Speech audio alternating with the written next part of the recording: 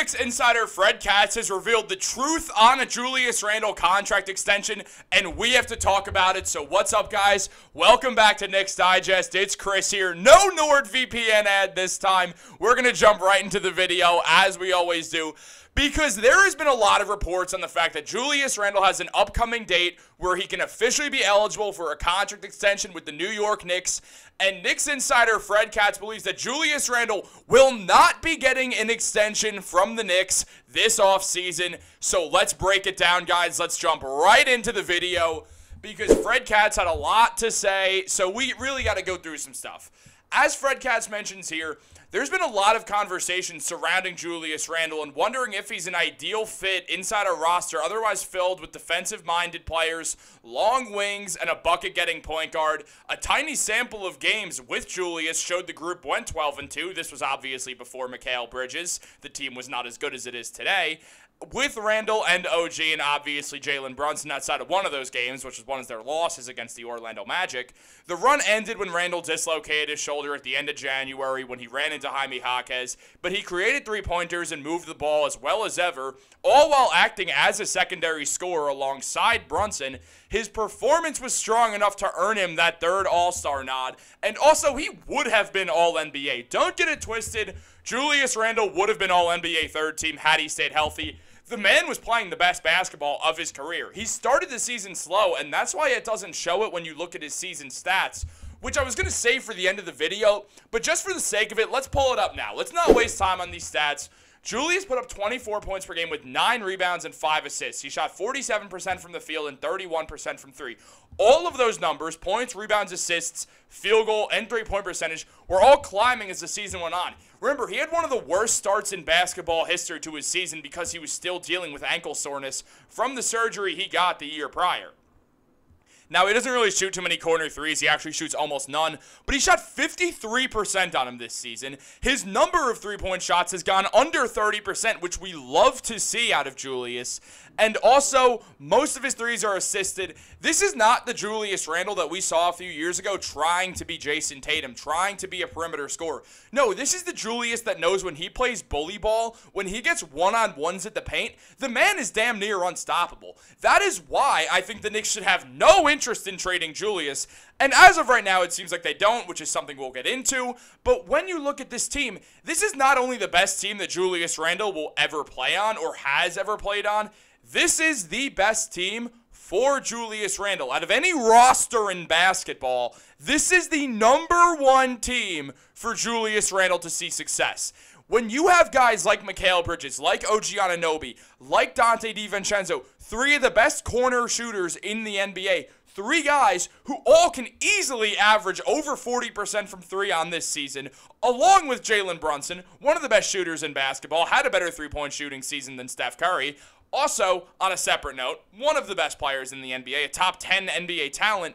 This is the type of team that Randle fits on. He gets to not be the primary scorer. He's the secondary scorer, which is what his talent fits him as best. He also gets to move the ball. He's one of the best passing power forwards in basketball. He's so physical. There is no power forward in basketball who can guard him one-on-one. I was talking about this a lot on my live stream the other day, and a Knicks analysis from Twitter, someone who I'm just outright friends with, I'll give him a shout out, my guy Brad Dressler, he literally was talking about Julius Randle might be the strongest player in the NBA under 7 feet tall. Now, I will say it's probably Bam Adebayo, but outside of Bam, Julius is second. And Bam's a center, so even though he's not above 7 feet tall, it's a little different. Now, when you look at Julius, there's almost no one who can guard him one-on-one when he's going downhill. I think the answer is Bam, and then maybe Giannis, and then probably Victor Wembanyama, because, well, he's Wemby. It doesn't make sense with that man. But, Julius is just set to have the best season of his NBA career. I mean, I don't know if you guys saw it, but this video right here, not that, it's not here, but that video, I thought it was there, sorry guys, on New York Basketball's Twitter of Julius, it was directed, there was music in the background, might have sounded like Frank Ocean. He's in Malibu, California, and he's just doing his thing, just working, hanging with his family, and you could see this is a hunger. This is a man who wants to come back and prove everyone wrong about all the narratives surrounding him. Julius might be the most openly hated player in basketball. The man is so disrespected. People do not understand how good he is. There's a reason why he's been an all-star 3 times in the last 4 seasons. I don't understand why there's a single Knicks fan out there who thinks that they're better off without him or that he should be traded. I think right now, if you're a Knicks fan and you believe Julius should get traded, you're not a Knicks fan. Also, if you are, you're dumb. I'm sorry. I hate to be that way. But when you look at him, how? He's an all-star 3 times. All-NBA twice. Would have been 3 times had he stayed healthy. I get it. He didn't play well in the playoffs because he had an ankle that was in need of surgery. Boo-hoo. I don't care. He was injured. I don't care if, he was healthy enough to play. No, he wasn't. He was forcing himself to play, which is why he played bad in the beginning of the next season, because he laid his heart on the line for his team. Anyone who thinks that is ridiculous. I'm done with that narrative. It's so stupid. Like, it's outright dumb, guys. Julius Randle, yeah, he's probably not getting a contract extension, as Katz mentions, unless Randle is willing to take a substantial discount in the time in his career where he can get paid the most money. It's difficult to find an agreement that makes sense for both sides, which is very true. Now, as Katz also mentions, all of a sudden, the Knicks would become at risk of really hitting that second apron, or they could be unable to use the resources they would otherwise be able to afford to them, such as the mid-level exception or the chance to sign buyout candidates, something that happens if you hit that second apron. It means Randle will have to take far less than the $40.5 million per year to entice the Knicks into handing him a new contract extension this summer. And I will say this. He doesn't deserve $40 million. And here's why. Because the Knicks have a perfect argument of the last 2 postseasons, you hurt us by the fact that you were injured. That's enough to give Julius Randle less money than he's owed.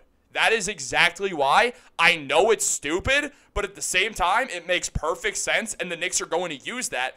Also using the fact that they know that Randle wants to play on the Knicks above all other teams in the NBA. I think Randle will be willing to take some money off. I think OG is going to be the highest paid player on the Knicks for the foreseeable future. And we already know McHale is trying to take that pay cut because he's trying to help this team win also. Julius has to join the party, something that I don't think he's afraid of doing at all. The man's got a lot of money as it is.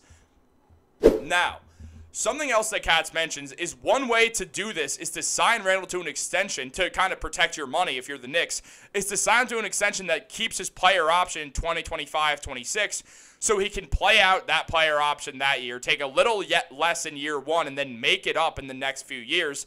And the Knicks would be in a fabulous financial position. They would have all of their top 8, plus the 2 rookies in Pacome Dadier and Tyler Kolek under contract, and would also, any rookies they'd add also, be $21.5 million below the second apron and $9.5 below the first apron, meaning you could go out there and use your mid-level exception anyway.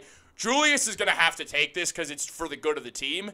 Now, also, Katz mentions that the Knicks could agree to quickly revisit these trade talks at the deadline or take negotiations into free agency a year from now, but they don't want to negate flexibility on Brunson's extension that it gave them because Brunson took the $113 million pay cut, but they also don't want to lose Randle just because of the finances.